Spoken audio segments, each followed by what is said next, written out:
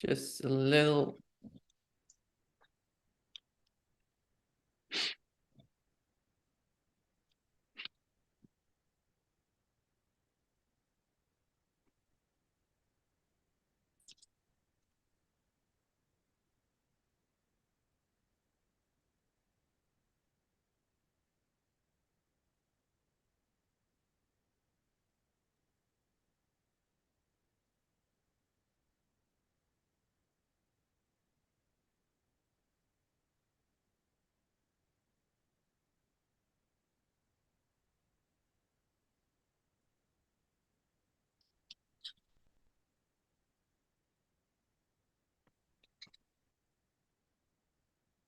Great. Let's get started with Netanyahu's visit to the United States.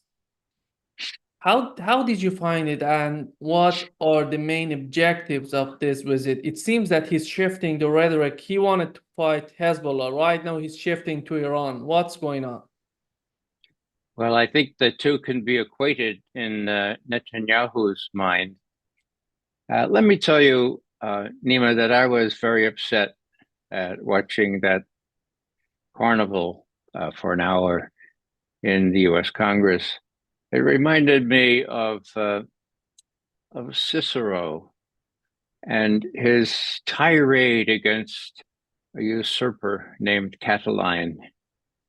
And there had been a whole list of grievances and lies and pretexts and all kinds of things that Catiline had been responsible for. And Cicero stood out this way: Quousque tandem abutere Catilina patientia nostra. Enough the first line here. Quousque tandem. How much more already? Quousque tandem abutere Catilina. Are we going to let Catiline abuse, abutere, our patience? Okay. I mean, he was up to here. And finally, Cicero prevailed, at least during that episode. So how long are we going to let Mr. Netanyahu abuse our sensibilities and watch our groveling congressmen and senators? And I have to tell you that I'm pleased that 130, 140 so Democratic representative didn't show, and one Republican senator, I think, that didn't show. And Nancy Pelosi didn't show, and that means something. Of course, Kamala Harris was busy campaigning. That also means something. But, I got to thinking, my God, this guy has been lying to us through the teeth. I remember one time, I think it was at the UN, he held up a chart of an Iranian bomb, right? And he had it with all filled up to almost the top with highly enriched uranium. The whole deal was, all we need is this much more, and then they're gonna bomb us all to smithereens, right? Well, just last week, Tony Blinken, like this with Mr. Netanyahu, said Iran's just a week or two away from having a nuclear bomb. Yeah, okay. Well, so I'm just thinking, wow, what accounts for all this? And I guess, sometimes the simplest answers are the most accurate. It's power and it's money.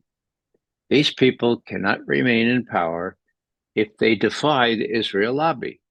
The Israel lobby has 100 ways to get you. They'll run an opponent in a primary even these days. They'll invest millions of dollars to get you out of the running or get you out of office. So that's part of it. That's a large part of it.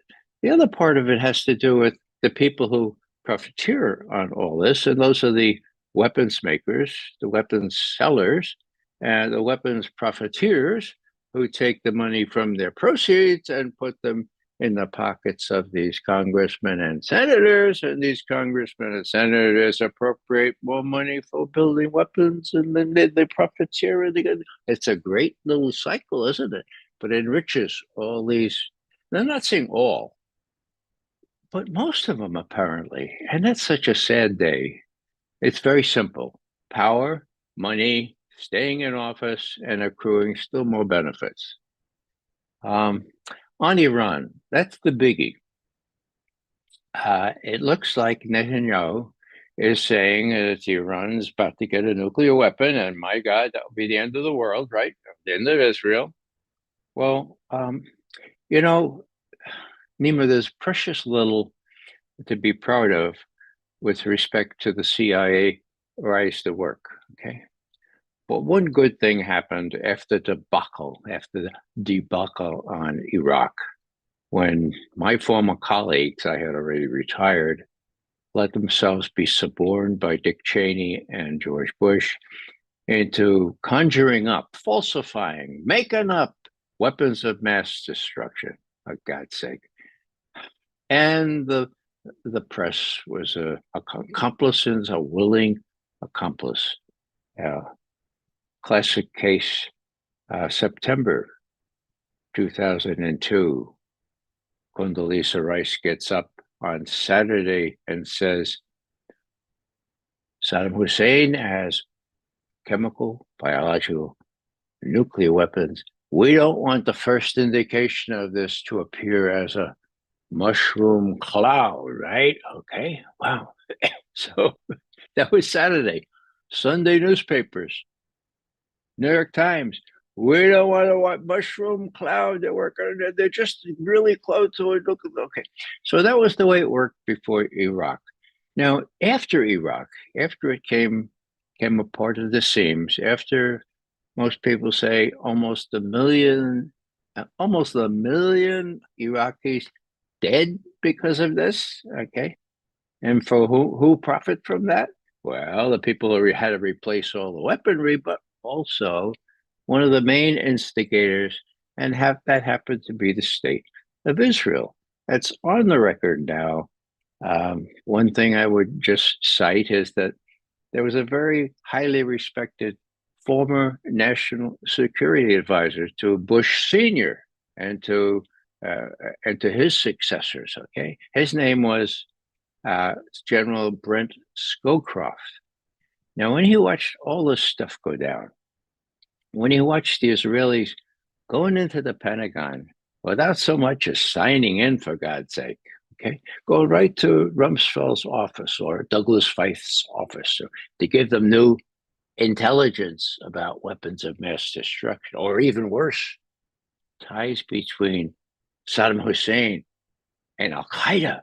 Okay, by inference, Saddam Hussein was at least partly responsible for 9/11. I mean, what could be worse to an American? Okay, so that's how they set the whole thing up. Okay, the reason I mention this is that Brent Scowcroft, the archetypical establishment man, would never talk to the press, never make a mistake in talking to the press. This time he went to the Financial Times of London and he said, I have something to tell you. And they said, what is that, General Scowcroft? And he said, Ariel Sharon, Israeli prime minister at the time, has George W. Bush wrapped around his little finger. He's got him mesmerized. Scowcroft's words, mesmerized, wrapped around his little finger. Financial Times, to its credit, published that right away. Did it get a lot of play in the United States? No, almost no play. Did something happen to Scowcroft? You bet it did. He was in a very prestigious position, having access to all kinds of very sensitive information, confidential, up to top secret and above that. He was head of the President's Foreign Intelligence Advisory Board, well, until the next day when he got fired and was told never to darken the doorstep of the White House ever again. Now, that's Scowcroft saying that. So the Israeli handle on all this and the Israeli responsibility for what Bush and Cheney wanted to do anyway, okay, was very clear. So what we have now, you know that this list of countries that the U.S. was going to go after when George Bush and Dick Cheney came in, I mean, there was a list. It was in the Pentagon. one of our generals saw it and reported it. It had Iraq, Iran, Libya, okay, Syria, blah, blah, blah, blah, all down the list. Okay, well, what happened? Well, nobody believed that this could bear any semblance to reality, right? But what happened? Well, we did Iraq, right? And then we tried to do Syria. Didn't succeed, partly because the Russians came in to Syria. Oh, we did Libya, and we did that by double-crossing the Russians and the Chinese at the UN Security Council and saying, oh, we're just going to overfly, we just provide protection, no fly protection. And it was a lie. And we deposed the Gaddafi's government. And of course, Secretary of State Hillary Clinton famously laughed the next day when she was interviewed. She was asked about his brutal assassination inside a sewer pipe. She said, we came, he saw, he died. A little cackle. So anyhow, so that was Libya. Now you could go down the line. We're involved in Somalia and other places, but Iran was a tough nut to crack. And so the neocons said, well, how are we going to do Iran? That's the biggie. How, the expression among the neocons is always coming back to me here is real men go to Tehran. In other words, Baghdad, come on, that's the JV team, real men go to Iran. He said that, okay? So how are they going to do Iran? Well, let's say this worked. This worked in 2002, 2003. Let's say he's just about to get a nuclear weapon. Oh, that'll work. Now, that was the plan. Now, I don't know exactly who it was, Nima, but thank God somebody with some sense of conscience and responsibility said, oh, damn. What kind of estimate are they going to do this time? You'll recall that the National Intelligence Estimate of October 1, 2002, just a half year before the war, was deceitful, was cockamamie, made up, was fed to Colin Powell, who I have to say he was smart enough to know what he's been given. He decided to play ball. Anyway, it was based on manufactured, but you don't take my word for it. I'm thinking now, there was a 5-year Senate investigation of the pre-war intelligence before we attacked Iraq. Okay, it was done by the Senate Intelligence Committee. And on June 6, 2008, if my memory serves, Jay Rockefeller announced that this had been completed and the conclusions were bipartisan. In other words, a couple of the Republican senators signed on to it. And it said that this is their quote, the intelligence used to justify the attack on Iraq was unconfirmed, uncorroborated, or even non-existent, period, end quote. So let me ask you, what do you think non-existent intelligence looks like? So this is a 5-year study, bipartisan, those were the conclusions. That's what happened before Iraq. So here you are in Washington. You know that Iran is the next in U.S. neocon sight. And so you say, wow, how do we prevent the same kind of utter destruction? And probably this time, not so much a win, because Iran has lots of capability and it's several times the size of Iraq. Iraq is the size of Texas. Did you know that? That's why we couldn't find the weapons of mass destruction. Well, Iran must be the size of Texas and California. They could do all this stuff. So somebody says, let's see if we can prevent that. How we do that? Well, let's have an honest national intelligence estimate. Honest? No. Believe me, there was somebody that said, yeah, let's have an honest, and let's see how close Iran is to having a nuclear weapon. So they looked around for somebody to manage this estimate. They looked, they looked throughout the CIA, couldn't find an honest manager. They went to the State Department. Now, there was a fellow there in charge of State Department intelligence. His name is Tom Finger. Okay. Now, he took copious footnotes on that other estimate, the whore of Babylon, I call it, October 1, 2002, talking about all kinds of WMD and so forth. He took copious footnotes. The State Department people tried to say, hey, this is a lot of malarkey, but they couldn't prevent the estimate from coming just in time for the Congress to vote for giving President the okay to start war in Iraq. So this time they said, hey, Tom Finger, you had it right last time. You didn't win, but this time we really need somebody honest. So could you please come in and manage this estimate on how close Iran is to getting a nuclear weapon? And he said, are you kidding? You could pay me $3 million. No, Tom, listen, Tom, we're gonna make sure that you're doing an honest one. We're gonna let you take your own people.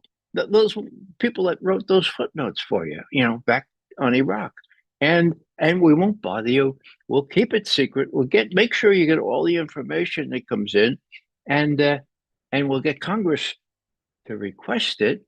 That way, when you come to your conclusions, you can give it to Congress, and you don't have to worry about the White House suppressing it. So and I've talked to Tom Finger about this. He reluctantly agreed, but he got some crackerjack analysts in there. He spent a whole year. Okay, why a whole year? Well, because he had to rely at first, back at the previous estimates. The one in 2000 said Iraq was about 5 years away from a nuclear weapon. The one in 2005 said Iraq is about 5 years away from a nuclear weapon. Yeah, it was all made up intelligence. Anyhow, there are some people, some very credible people, incredible researchers. One named Gareth Porter, who calls this the manufactured crisis, and writes a very persuasive book saying that Iran never started really on a nuclear weapons program. Now we have to distinguish, of course, between nuclear weapons and the nuclear fuel that is not highly enriched and that is used for other purposes. So we're talking about highly enriched uranium nuclear weapons. So Tom Finger labors and tells the people, look, we're going to tell it like it is this time. And if you get in trouble, I'm going to protect you, okay? Because they told me we could do this. Well, guess what happens? Fortuitously, providentially maybe, in the midst of their work, you get some really good special information. I'm not I won't pretend I don't know what it was. So I was going to say, I'm not at liberty to tell you what I don't know what it is. I have a real good guess, but anyhow, they got that. And that confirmed their suspicion that these earlier estimates were using the swag factor, which we used to use in the Army. Swag factor is the SWAG, the scientific wild ass guess, right? Okay. So in November 2007, Tom Finger and his superiors went to the Congress, said, here's our estimate. Iran stopped working on a nuclear weapon at the end of 2003 and has not resumed work on a nuclear weapon. We say that unanimously, all 17 intelligence agencies, and we say that with high confidence, period. There is no indication that Iran intends to resume work on a nuclear weapon. Now, that's the judgment, right? Wow, that hit Washington like a ton of bricks. You should see the National Security Advisor, Condoleezza Rice's deputy at the time. Forget his name; he's a non-entity, but you should see him trying to explain. No, we were right about this. No, they are sort of working on with that. It was just awful. And Bush Jr., W. Bush, goes trotting off to Israel in January. Okay, that was November 2007, January 2008. And he complains bitterly. I don't think they got that right. I don't agree with that estimate. I told the Israelis that no, I don't think. But in his book, what's it called? Decision Points. I don't suggest you buy it. You can read it in the library. Okay. In this one part of Decision Points, which he apparently wrote himself, he says, "My God, that estimate was a bombshell. It deprived me of the military option for," and this is a quote, "for how could I justify an attack on a country that the intelligence community says unanimously has no active nuclear weapons program," end quote. Bummer. See, what they decided to do was Bush and Cheney start this damn thing and then go riding off into the western sunset. And when they left office, a year later, and not have any responsibility for the carnage that would happen. Anyhow, that's what came out. Now, to its credit, the intelligence community has reiterated that judgment 2008, 2009. What's now? 2024? 2024. Wow.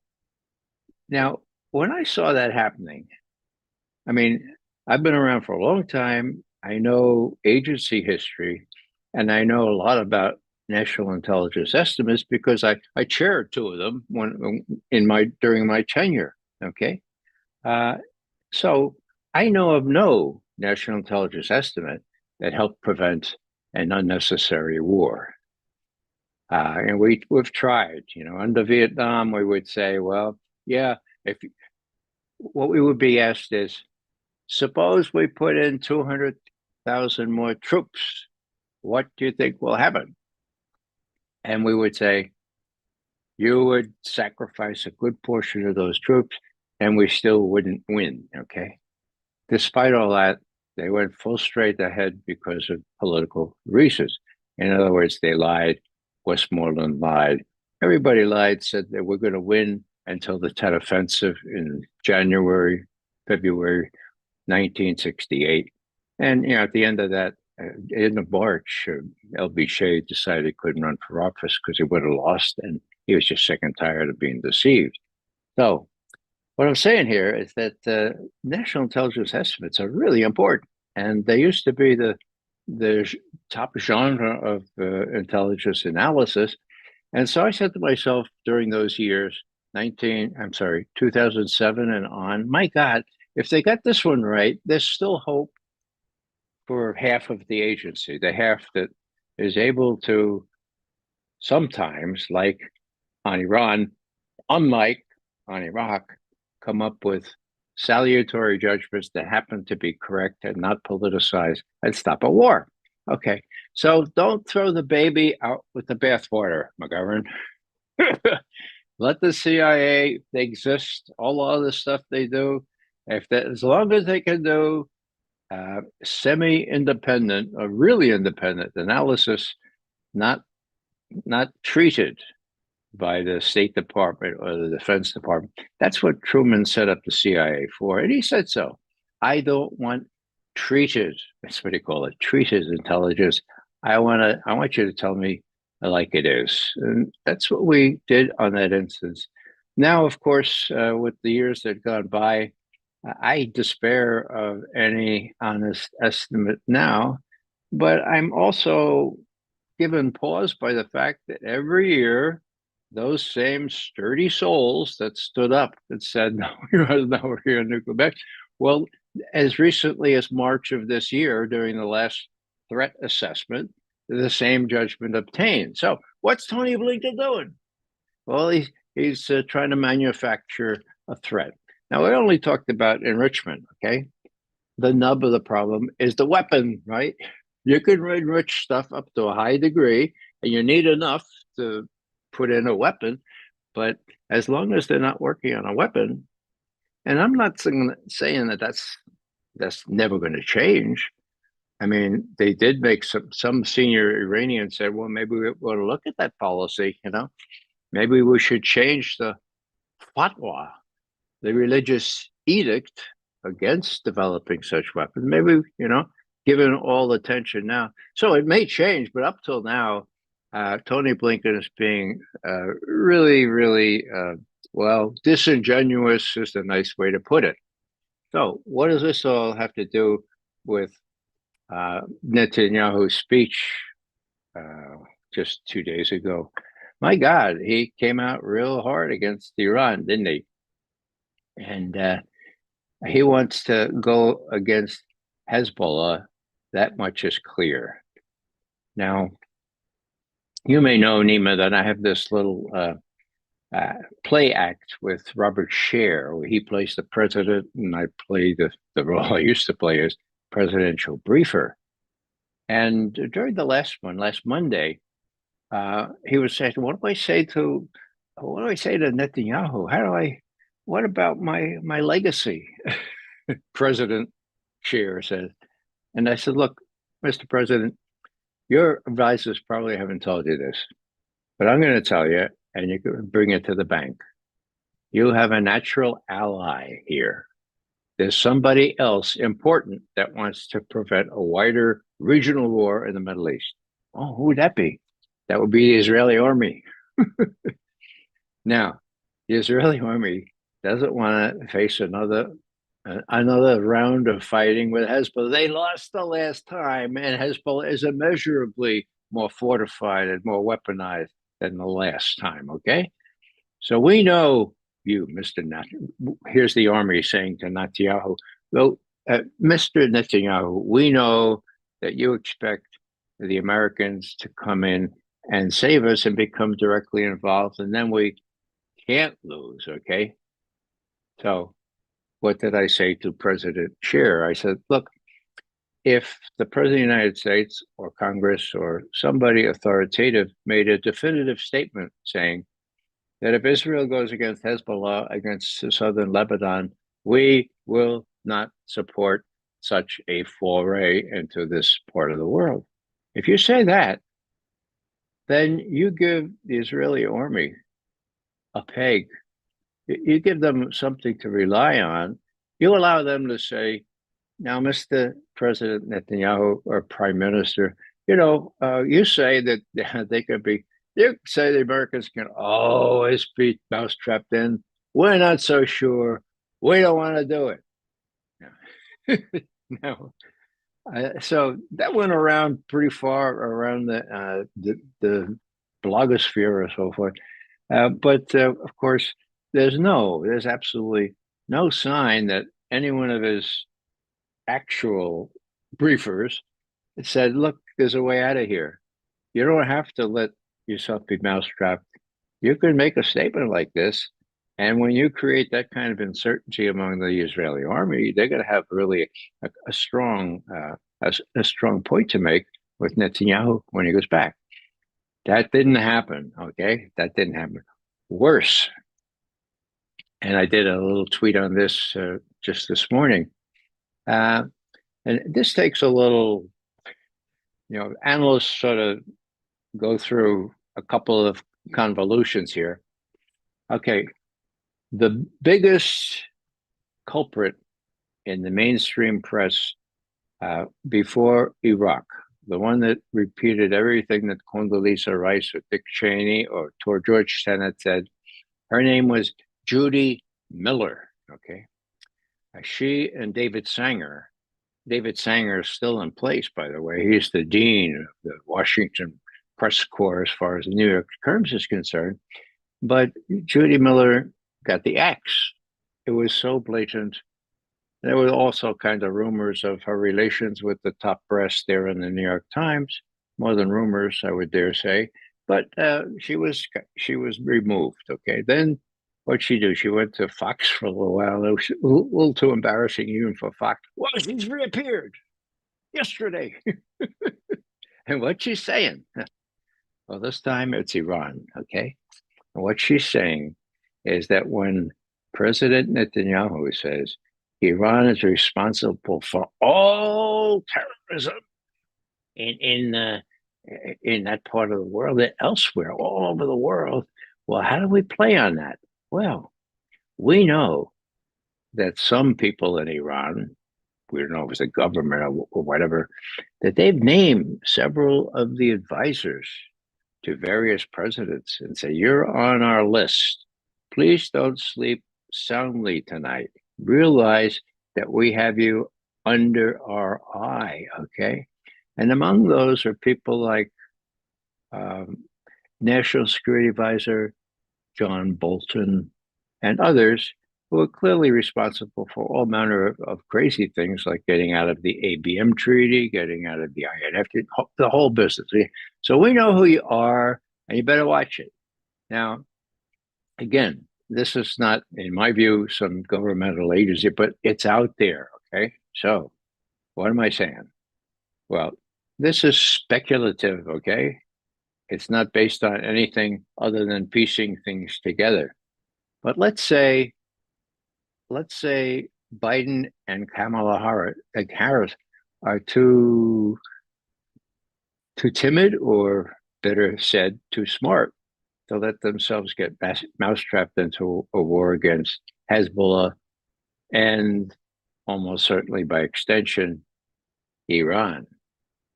Well, if you were an Israeli and you acted like an Israeli and you thought like Israel, what would you do? I try to put myself in that kind of position. I say, oh, well, they need a big event. They need a false flag. Hey, why don't we do this? The Iranians have already fingered these people for maltreatment. Let's knock one of them off. Bolton should be top of our list, but if he's too heavily protected, he's got Secret Service protection now. Maybe somebody a little lesser, but they'll know it was Iran who did it. Of course, we'll do it. Mossad, we have all kept kids here. We do this. I mean, we do this in our sleep, all right? So let's do that. And then when that kind of thing happens, the U.S. government will not be able to prevent, and those people in the government who want to pursue a war against Iran, first against Hezbollah, well, they will prevail. Now, do I think that's going to happen? I would give it a 50-50 chance. That's why I wrote a tweet about it. That's why it's getting thousands of views already. I couldn't believe it. And so that kind of thing we have to watch out for, because they're still saying Iran is not working on a nuclear weapon, as far as I know. And Blinken may be able to get 51 intelligence directors to say that Hunter Biden's laptop is a Russian disinformation intelligence operation. But I don't know if they can get 51 intelligence analysts to say, oh, no, we're wrong. We've been wrong since 2007. Yeah, we think they're working on a nuclear weapon now. And that would be yet another thing, another arrow to put in the quiver.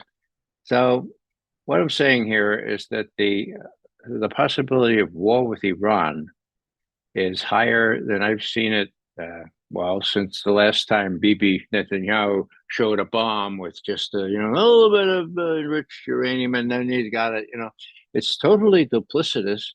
I just hope my former friends in the CIA stick to their conscience.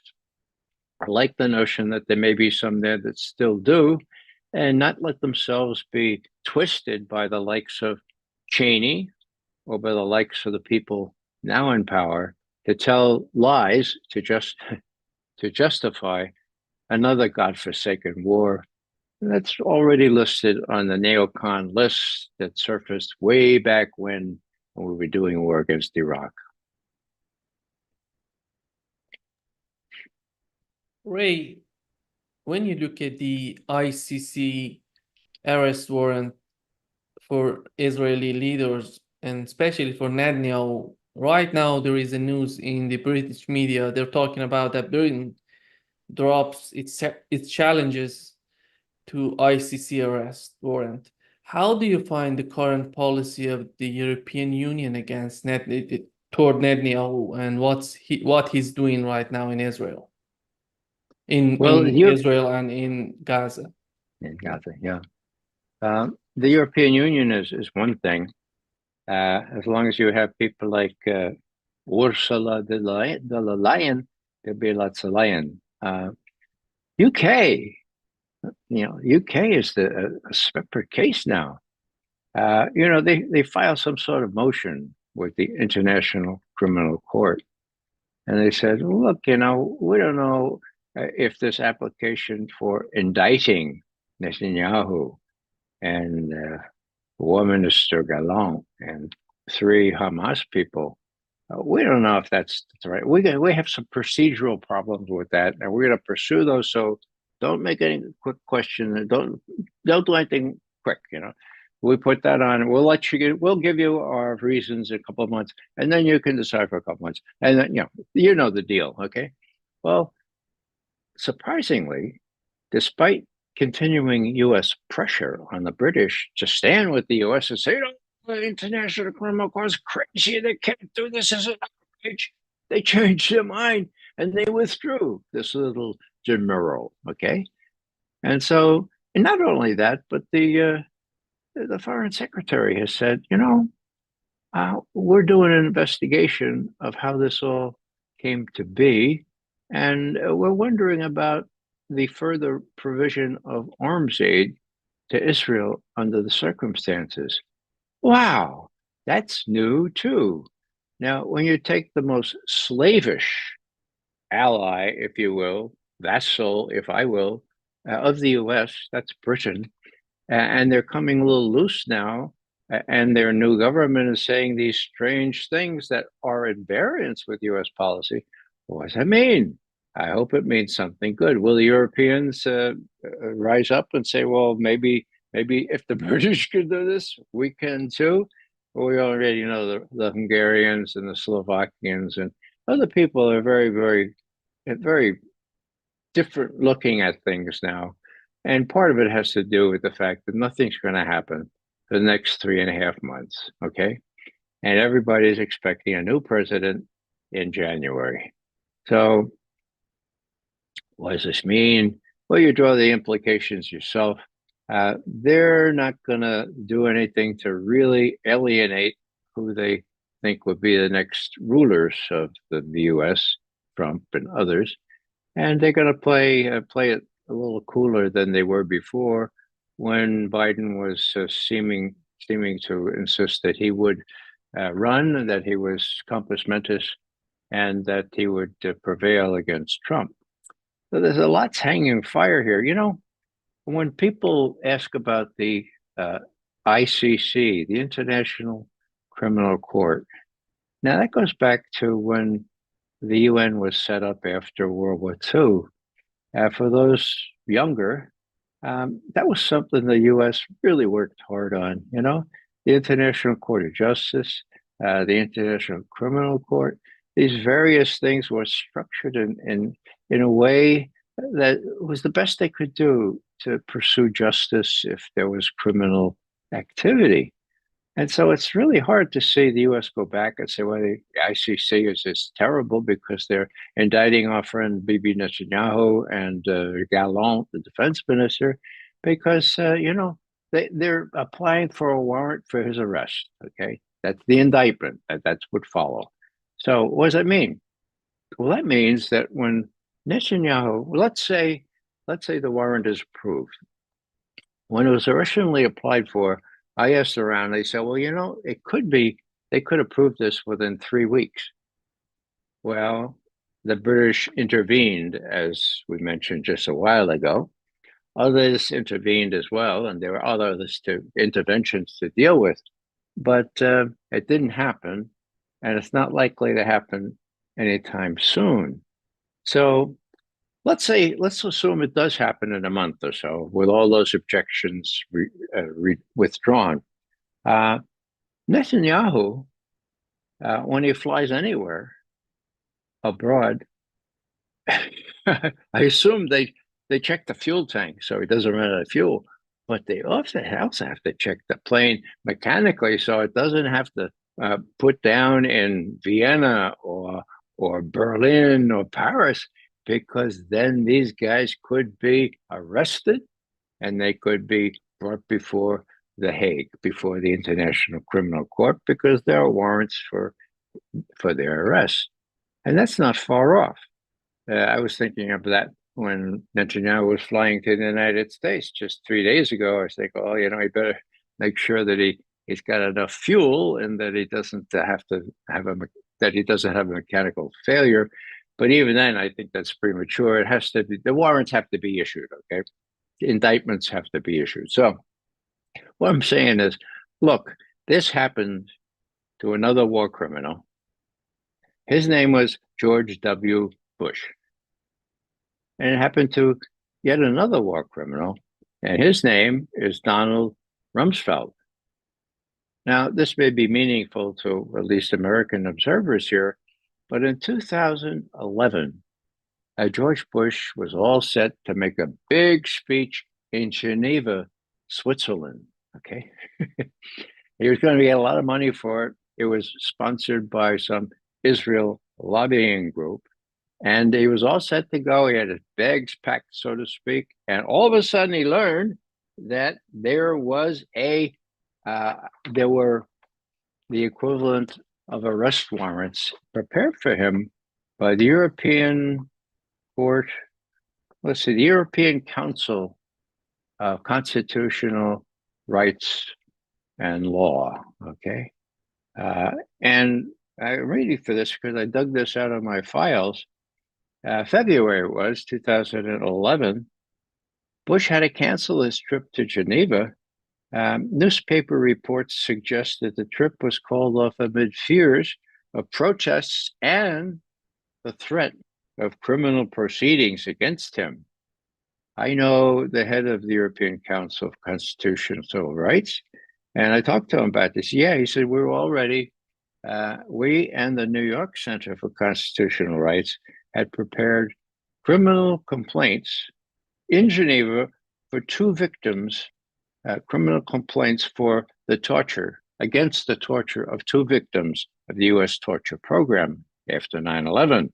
These two 2,500-page complaints were supported by more than 50 organizations from around the world, as well as by several Nobel Prize winners, okay? So when Bush found out about that, I won't express my sadness that he found out about it, but he canceled his trip right quick, and all of a sudden he had to go fishing or something, right? That's how close it came that our former president could have been served a warrant on the airport there in Geneva and treated as a war criminal according to these complaints. There would be a judicial process, of course, but the complaints were, what, 2,500-page complaints? There's lots of evidence that that he approved torture. And just to be real quick about Rumsfeld, a couple of years before that, I think it was 2009, Rumsfeld was in Paris. And he was talking to some think tank or something. And all of a sudden, somebody whispered in his ear, the criminal prosecutor of Paris has just gotten a complaint that he should arrest you and bring you up on charges of being a war criminal. And Rumsfeld said, what? Fellow repeats it. He said, I'm out of here. He gets off the de Gaulle International Airport and he's up in the air in half an hour. Okay. So what I'm saying here is these things do have teeth so long as there's a preference by the international system to abide by some kind of laws. And these are the laws that the US itself was largely responsible for putting in place after the war, because we didn't want war criminals. We didn't want people who would do genocide. We wanted to be able to hold them accountable. And if that meant arresting them at airports, we would do it. So we'll see how this plays out. But I thought people would be interested in the fact that not only Netanyahu and Gallant may be subjected to this, but that George W. Bush and Donald Rumsfeld escaped by a hair's breadth from being subjected to precisely this kind of judicial process served up by by very well respected councils for human rights and against torture. So enough on that, I suppose. Ray, when you look at the Netanyahu's visit and the outcome of this visit, do you think that is there any difference between Donald Trump and Kamala Harris when it comes to Gaza and the situation in Gaza? And how do you draw the differences between the foreign policy under Democratic Party and the Republican Party when it comes to Gaza? Well, I'm going to take a word out of President Putin's book when he says that when he looks at various presidents of the United States, what he appreciates most of all is predictability. Okay.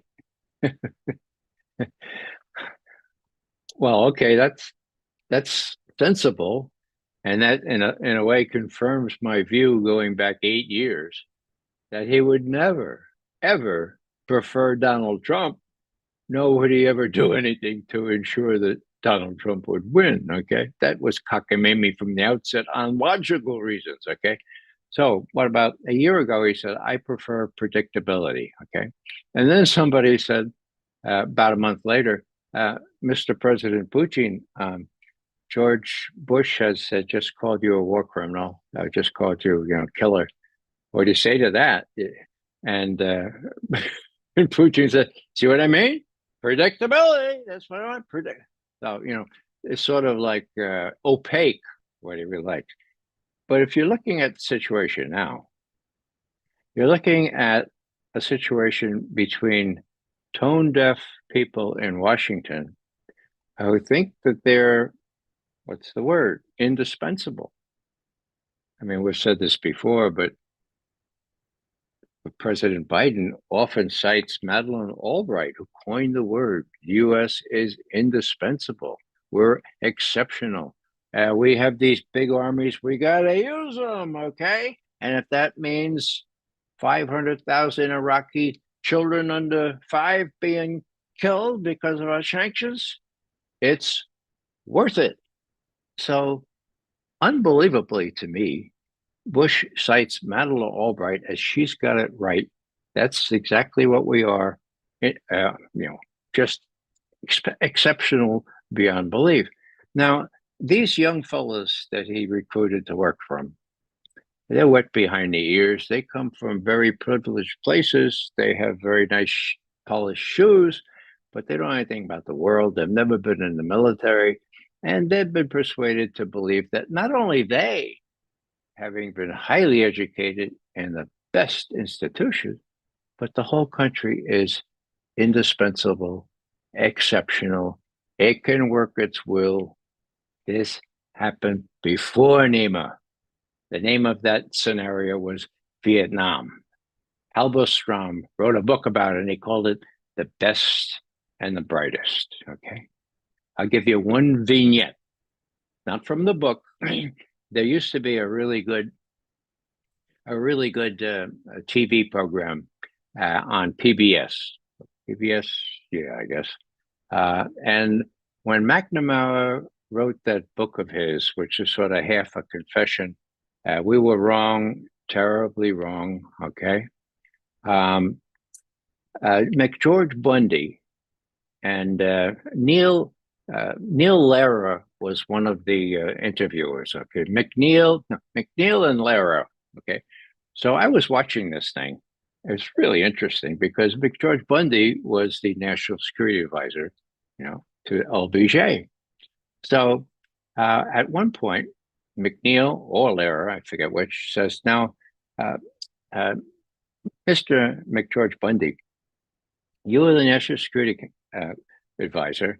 And did you know that this Gulf of Tonkin thing was really, really not so clear? It was murky, and it was not clear there was any incident on August 4th.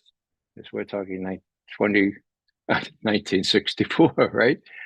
And Bundy says, "Yeah, they told me. NSA told me that it wasn't really counted." And so, how did you react when President Johnson came in the next morning? And here's almost literally what McGeorge Bundy said. Okay. Now, LBJ is a great big guy, and he didn't take things lightly. And so he looked at me and he said to me, "Well, Mac, are you going up there to sell that Tonkin Gulf resolution to Congress this morning?" And I said, "Well, Mr. President, there's some doubt as to whether anything. Are you going up there or are you not, Mac?" "What'd you do?" "Oh, I went up there." Now, these are the best and the brightest, right? I mean, he was dean of Harvard College, for God's sake. He wasn't going to be out on the streets of Washington with a cup. And he didn't seem to really feel any shame in saying, "So I went up there and I saw the resolution." Now, the way it works is this, Nima, and I'll share this with you because I'm sure it's not classified now. When the Tonkin Gulf incident happened that first time on the 2nd of August, that was real. Okay. They did take a couple of shots at our destroyers. Those destroyers were supporting raids onto North Vietnamese territory, and also, so it was like retaliation. But it was real enough. Now, the second was not real. Now, I was watching Vietnam from the Soviet perspective. That was my job. But I also was in receipt of all kinds of other information relating to, for example, what happened in the Gulf of Tonkin. So I went down to the North Vietnamese analyst down on the 5th floor, and I said, "Tom, you got a piece written for the White House?" And he said, "Well, yeah, here it is." And I said, "Well, is it going out?" He says, "No, it's not going out." And I read it, and it said there was great uncertainty as to what happened, if anything, on the 4th. And I said, "Well, what happened?" He said, "Well, the head of current intelligence, or maybe he was the head of intelligence. His name was Jack Smith. Okay, he's dead now. Jack Smith came down here," says Tom. "I didn't know he could find his way down here to the bowels of the agency, but he came down and I recognized him. Luckily, I'd never seen him before except in pictures. And he said, 'Are you Tom?' And I said, 'Yeah.' And he said, 'Well, hold that piece. We're not going through with that.' And Tom said, 'Well, yeah, but the president needs to know what happened.' He said, 'Yeah, look, the decision's been made to use that to justify a right of war. So that doesn't go to press.' And I said, 'Really, Tom?' He said, 'Yeah, really.'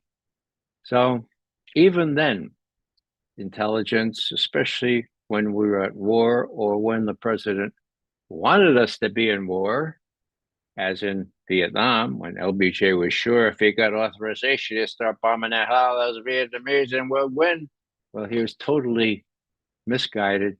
He was lied to up and down. And, it's hard for me to feel any sympathy for Joe Biden, but he's been lied to up and down by the military, by the CIA, by the director of national intelligence. For God's sake, what is it, July 26th? I think it was July 8th of last year when Joe Biden spoke in Helsinki. And he said, "I got good news for you. Putin has already lost the war in Ukraine. He said that he suffered a strategic defeat." Now, why did he say that? Well, 6 days before, the head of the CIA had said, Putin has already lost. His armed forces and their incompetence have been laid bare for the world to see. Okay, that's the head of the CIA. Okay, 2nd of July, if memory serves. Now, a half year before that, December and January of what year are we in now? 2002. 2003, I guess, when the war had already started. The head of national intelligence, Avril Haines, said, and she did it in a speech. I couldn't believe it, so I searched around for authoritative sources, and I found it on our website.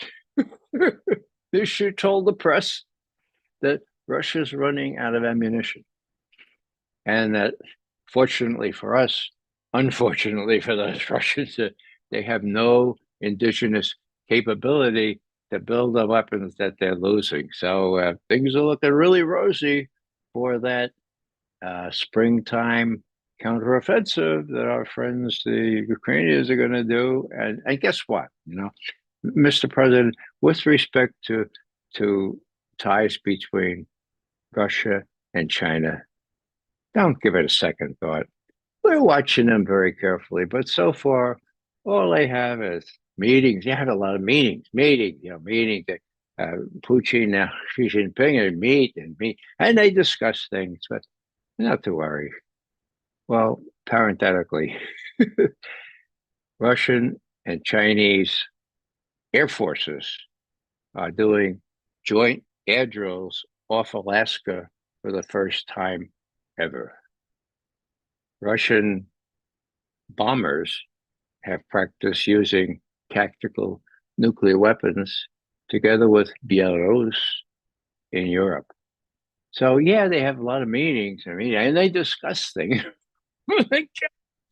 But don't worry about it, Mr. President. We got it. We're watching it. We'll watch these things very closely. Okay.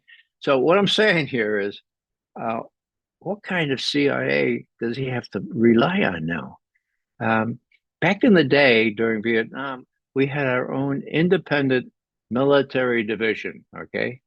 We reported on military developments, and we often disagreed with what was coming out from Westmoreland, because Westmoreland, it can be said now, was lying through his teeth. What proved that? Well, we proved it in the summer and fall of 1967.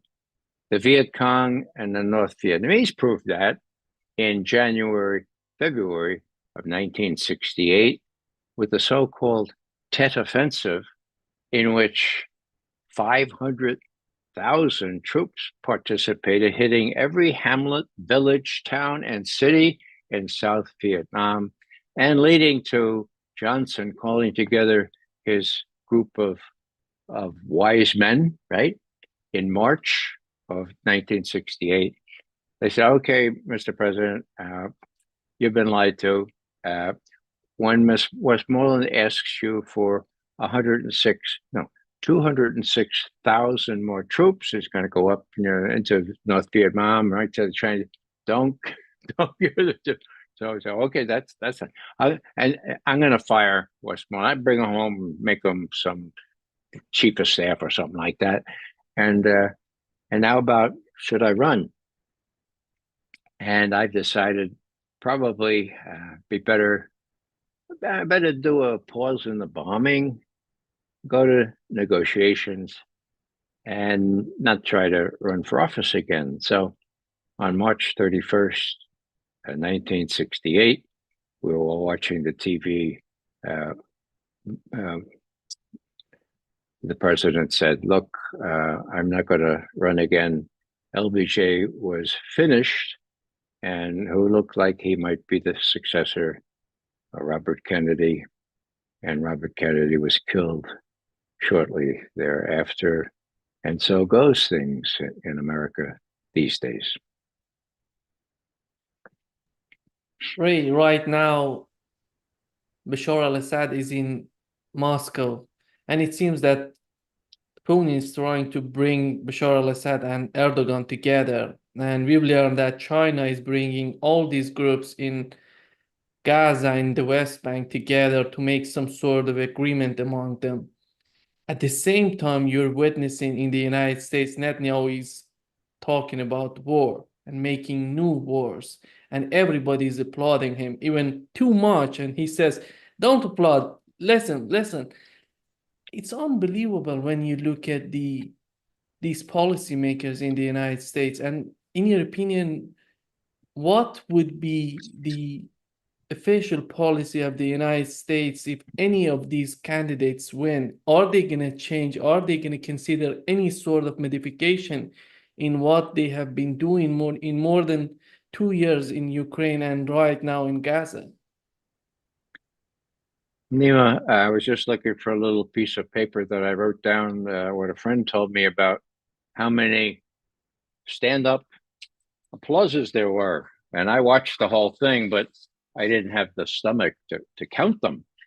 53, which someone else told me was 4 times as much as the head of North Korea, Kim Jong-un, gets.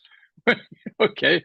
Now, just, one of the advantages I have, I go back to the Soviet days, right?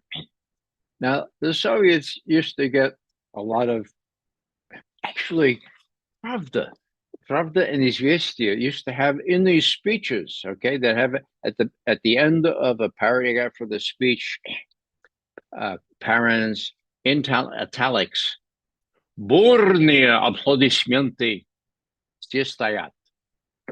Okay. Stormy applause. Бурные аплодисменты all stand. Все стоят.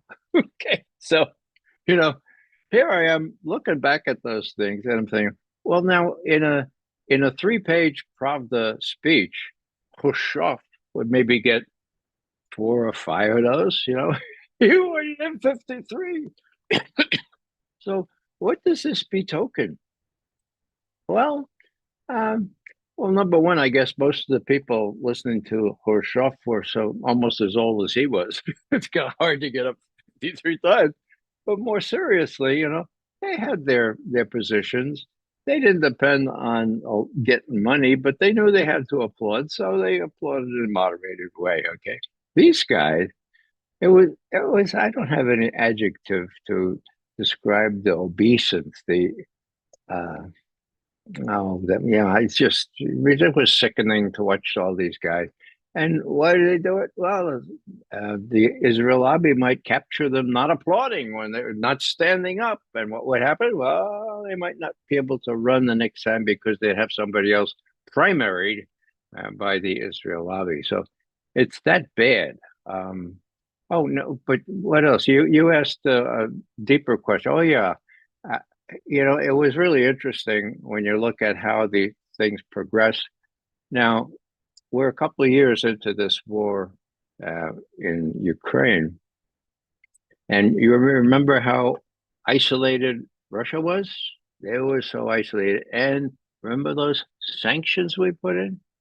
Toughest sanctions ever in the world. Who dreamed them up? Janet Yellen and her advisors. Okay. Does Janet Yellen know anything about international economics?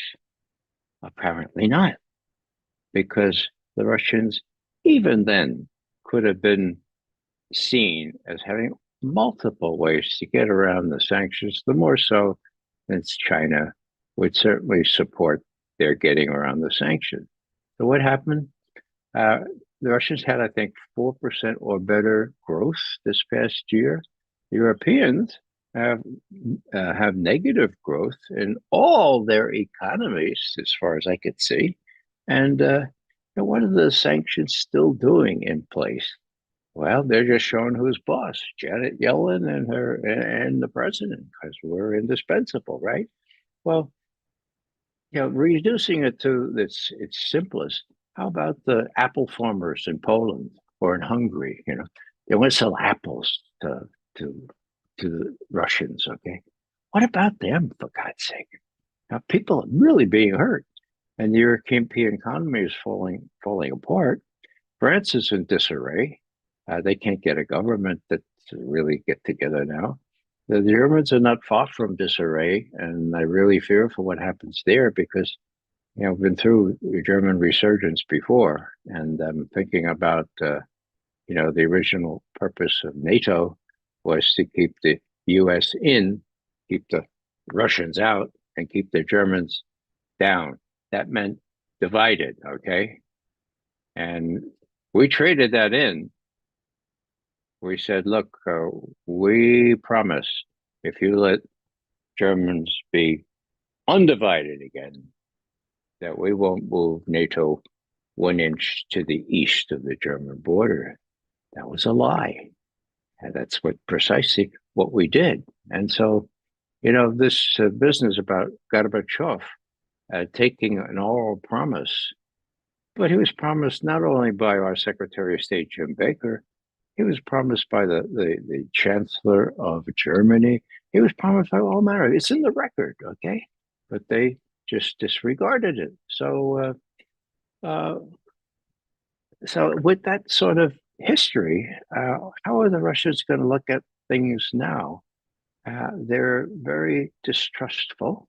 And the whole thing about NATO is that it's been, yeah, they got two new members, but they've become isolated.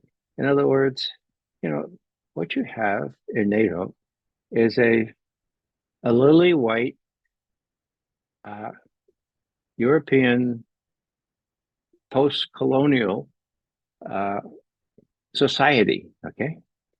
Now, Turkey is not quite as white as the others, but Turkey is not so much in NATO anymore. Turkey who wants to be part of the Shanghai Cooperation Organization and BRICS.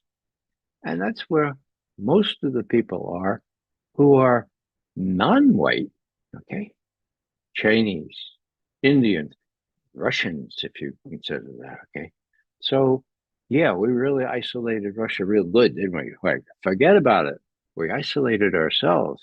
And it's just a matter of how soon we come to the realization that we are no longer indispensable or even exceptional, that we have to play ball with the rest of the world because we can't make our will felt wherever we want. That's clear now, but it wasn't clear to Joe Biden. It's not clear to his young advisors. It's not clear to Victoria Nuland. And I don't know whether it would be clear to a new President Trump if it comes to that or not. I suspect that he will have the kind of advisors that will have a little bit more experience than Sullivan and Blinken, and that he'll kind of figure out that that this was a two-pronged effort made by the Democrats during those 4 years that Trump was in office, and that was not only to get him, but to get the Russians. To get the Russians and paint them as evil incarnate. Why? So we can build more weapons, so we can sell more weapons, the whole thing, okay? So if that's the case, there's a chance that Trump, who has made no bones about having being open to better relations with Putin, will kind of help that to happen. Now, the last thing Putin has said about Trump is that he was asked. Usually this comes as a response to questions and answers. Putin was asked, "Well, how about Trump says that he can end the Ukraine war in 1 day? What do you think about that?" And you have options as to how you respond to something like that. And Putin's a pretty smart guy, and he said, "Well, we take that seriously." I mean, he could have made fun of it, right?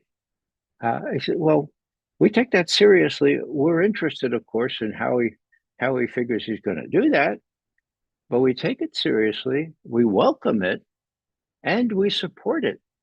Period." End quote. That's a quote. Okay. So, does Putin prefer Trump now? I don't think he said, well, whoever it is, we'll deal with them. But when you look at Blinken next to Trump, you wonder whether Trump, by some stretch, has become more predictable than Blinken. I don't know, but they're keeping their powder dry. And these next 3 months, Nima, next 6 months, if you will, they're going to be really the height of instability or possibility for a crash, for a clash, because Ukraine is going down the tube. I say this every time, but during the last few days, it's really going down the tube. The Russians are advancing more quickly than we ever thought they would. More and more Ukrainian units are giving up, becoming prisoners of war. So, what's going to happen before the election? That's the big question. If Biden and Kamala Harris think that they have a definitive loss on their hands in Ukraine and by extension in the election, what will these young upstarts like Jake Sullivan and Tony Blinken suggest to them? God, I fear what they may suggest, and it could lead to a real regular clash between two nuclear powers against which, the kind of clash against which John F. Kennedy warned very seriously in that American University speech on June 10, 1963, when he said, the worst thing we can do is when we have two nuclear powers, for one nuclear power to give the other a choice between humiliating retreat and using nuclear weapons. Now, the situation in Ukraine is such that the Russians have pretty much conquered Ukraine. And so the US has a choice between humiliating defeat and maybe dropping just one of these low yield nuclear weapons. I don't put it past somebody like Sullivan or Blinken. Say, hey, you're probably dead. That'll show the Russians, and that will show our own people that these evil Russians won't be able to prevail. So is that likely to happen? My God, I hope not. But I would not rule it out. That's the thing to watch for. And wasn't it sensible what Kennedy was saying? I mean, you don't two nuclear powers from 1963 when he said that until 2022 with the invasion of Ukraine. That pretty much that principle held. I mean, neither side tried to inflict the definitive defeat, open defeat. Now it's a proxy war sponsored by the U.S., but the Russians are in there to win. So we're at a tentative, a dangerous place now that I have not seen in the count them 6 decades that I've been watching the Soviet leadership and the Russian leadership, and it bothers me greatly because I don't know what's going to happen in the next 3 or the next 6 months. Ray, Zelensky talked with Trump, and it seems that with the situation that you've just mentioned, he's willing to negotiate. He's willing to go after some sort of political settlement. But it seems that Europe behind the scene is just convincing him to continue this conflict. Do you understand the behavior of the European Union right now and what they're gaining out of the conflict in Ukraine? In my opinion, they're losing, and one of the biggest loser of this conflict was Europe. Nima, I think your opinion is valid. The question is why? When you see these hard to explain things, sometimes you have to go back to the obvious, and that is power and money. They're trying to create defense industries now. They're trying to pour more and more francs and euros, I should say, and all euros and all kinds of stuff into the kinds of military-industrial complex that they relinquished when the Soviet Union relinquished itself. Now, doesn't it speak volumes that when the Soviet Union fell apart, there was really hard times for the defense manufacturers, let's say in Germany. There was a plan to build common European battle tank, right? But there was no threat from Russia. Russia was on its knees in 2000. It started to rebuild, but even up to 2014, there was not only no threat from Russia, but there wasn't even any rhetoric from the Western side to say that there was a threat for Russia. So how could you build a common European battle tank? Now I'm trying to remember the manufacturer. Anyhow, they went ahead as soon as there was the U.S. and Western intelligence services mounted coup in Kiev. That was February 22nd, 2014. Okay. Well, then all of a sudden, Russia became a threat. What a windfall for the people building the common European battle. Well, when they issue forth with all these really sophisticated battle tanks that don't work, that don't work half as well as the Russian tanks. And the Russians have been taking them out one by one, including the famous Abrams tank that we gave them. So, what does that say? Well, it says, well, hey, the big more. We have to build still more. Are the Russians going to attack us? No, they're not going to attack us, but let's make sure that we're prepared just in case they do attack us. So even Bush, George W. Bush, said back halfway through his tenure, Russia and China are no threats to us. They're trying to build up their economies. We welcome their efforts to focus inward and build up themselves. To be the truth, okay? And so, why do the Europeans not have the rudimentary shells? I mean, rudimentary. I trained with 155 millimeter howitzer shells back in 1962, 63. That's okay, a long time ago. Why don't they have those? Because there was no need for them, because there was no real challenge from Russia. Now there is. Now that means there's profiteering. There's lots of money to be made. And the Europeans are no more pure than the US Congress, apparently, in bending to this sentiment. Now, some of them may believe the Russians are a big threat. And of course, they were given ammunition for that when the Russians invaded Ukraine. But very few understand that this was not. What was it? It was not.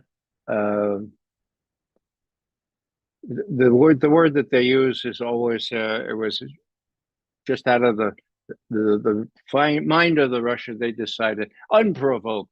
Sorry about that. Unprovoked, illegal.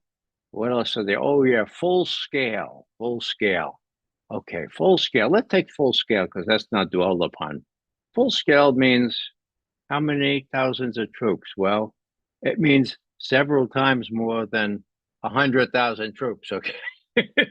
Now, what Putin did was send in not 100,000, maybe 90,000, 80,000 to scare the hell out of Zelensky, which succeeded.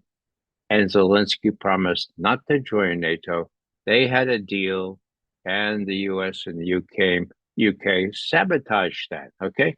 So it wasn't a full-scale invasion by any. Now there's a full-scale invasion. Now you got about 700,000 Russians in Ukraine. So you want to call full-scale? Yeah, it took a couple of years, but now it's full-scale. Was it unprovoked? Come on.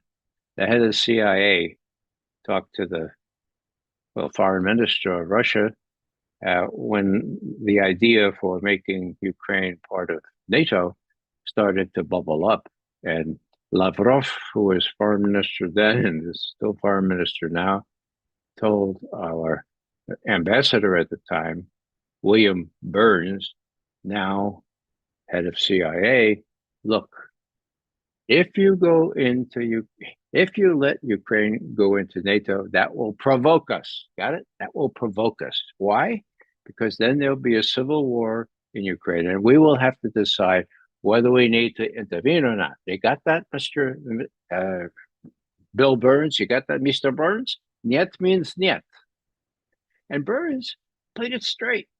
The title of that cable, and we have it thanks to WikiLeaks, the cable from Moscow said niet means niet, Russia's red line on accession to NATO by Ukraine and Georgia.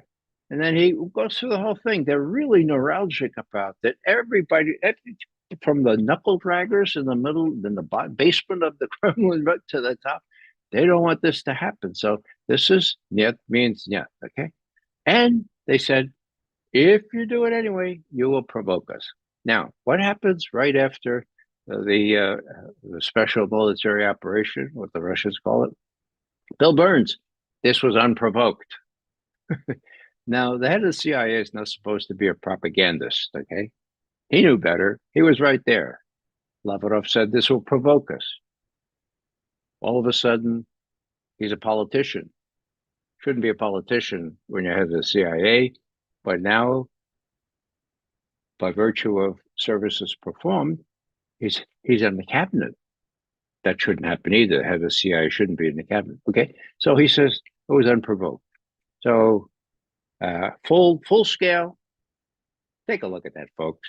90,000, not full scale. Unprovoked, no, not so unprovoked. The other one, illegal. Well, there are precedents for invoking Article 51 of the UN Charter, which Putin very carefully orchestrated things in a way in which Donetsk and Lugansk asked Russia to come in and help them.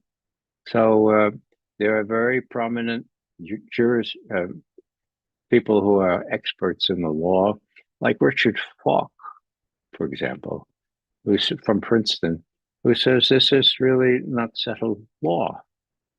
You have to kind of see, what did the U.S. do with respect to Bosnia? I mean, there are precedents, and there are good ones and bad ones. But what's good for the goose is good for the gander. And whether it was illegal or not, I'm not a lawyer. And judging from the other two, which are dubious claims, I suspect that the illegal thing may be dubious as well, but I'm not going to pronounce on that. So I forget what we started with here, but this business about intelligence helping these people, well, it's conceivably possible. Let's see if they hew the line on Iran nuclear, and who knows? Maybe there's hope for a more judicious bunch of people coming in under Trump. One can always hope, right? How can it be worse? And so I'll leave that one there. Thank you so much, Ray, for being with us today. Great pleasure as always. You're most welcome.